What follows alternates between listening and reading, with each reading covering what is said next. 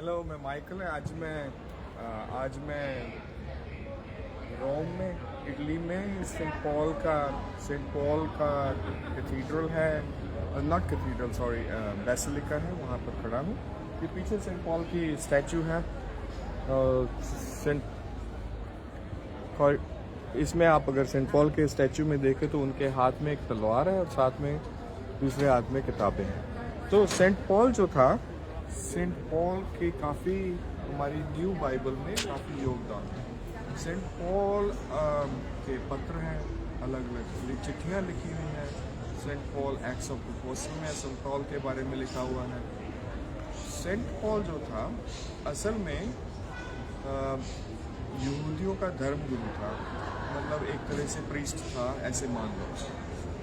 जब स्टार्टिंग में जब प्रभु यीशु मसीह का जिंदा आसमान उठाए जाने के बाद सेंट पॉल जो था वो उस टाइम जेरूसलम में था और बहुत सारे ईसाइयों को वो पसंद नहीं करता, क्योंकि वो सोच रहे थे कि ये हमारा यहूदी धर्म तो खत्म हो जाएगा। तो सेंट पॉल के हाथ में तलवार इसलिए है क्योंकि वो ईसाइयों को मार रहा, उसका काम था बस काट दो, मार दो ईसाई जहाँ।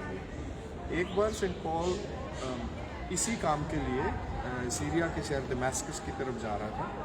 रास्ते में उसको प्रभु यीशु मसीह दर्शन हुआ और उन्होंने कहा कि तू मेरे बंदों को क्यों मार रहा है।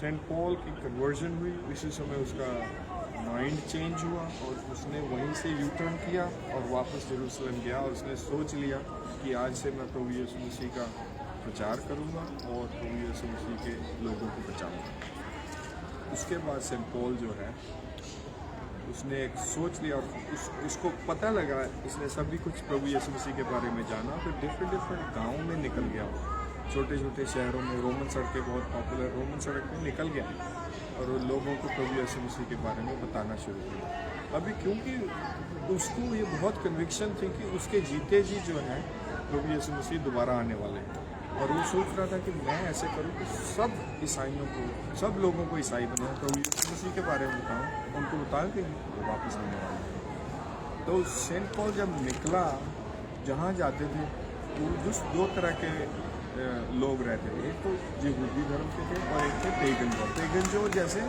छोटे छोटे धर्म हैं, कोई मूर्ति पूजा है, कुछ और हैं ऐसे, तो उनको पेगन बोलते हैं। तो वो यहूदियों को कन्वर्ट, पहले स्टार्टिंग में वो सिर्फ यहूदियों को कन्वर्ट करता था, फिर उसने सोचा कि यहूदी थे सभी के लिए प्रभु यीशु मसीह था।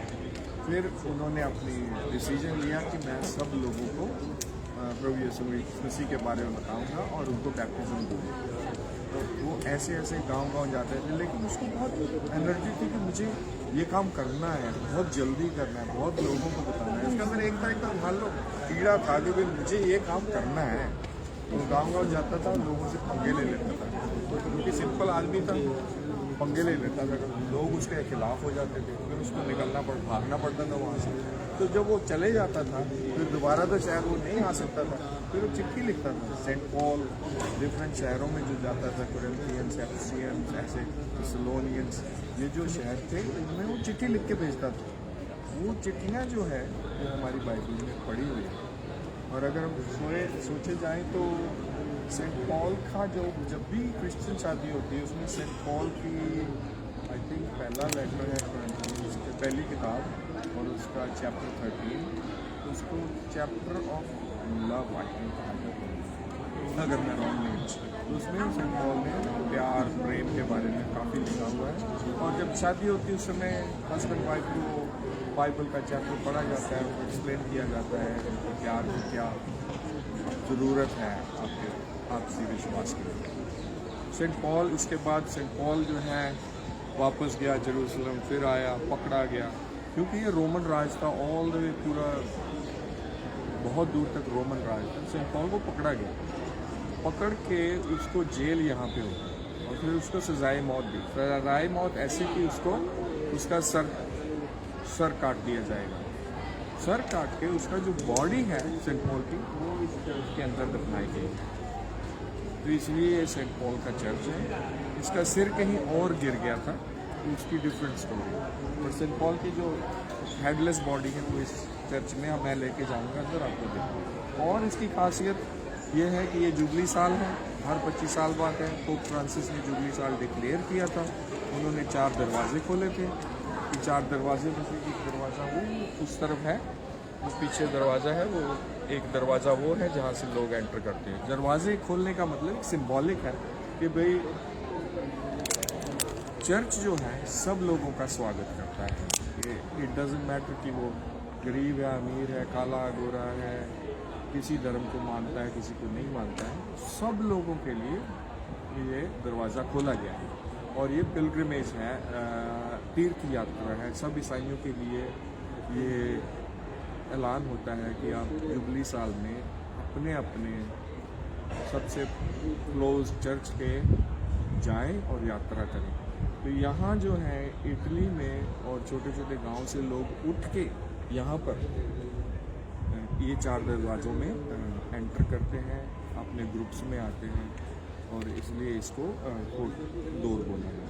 अभी लेटेस्ट करंट ये है कि अभी जो अपने पोप हैं, पोप साहब ने रिसेंटली चार्ल्स, जो किंग चार्ल्स हैं, किंग चार्ल्स जो हैं चर्च ऑफ इंग्लैंड के पोप, वो उसके लीडर हैं।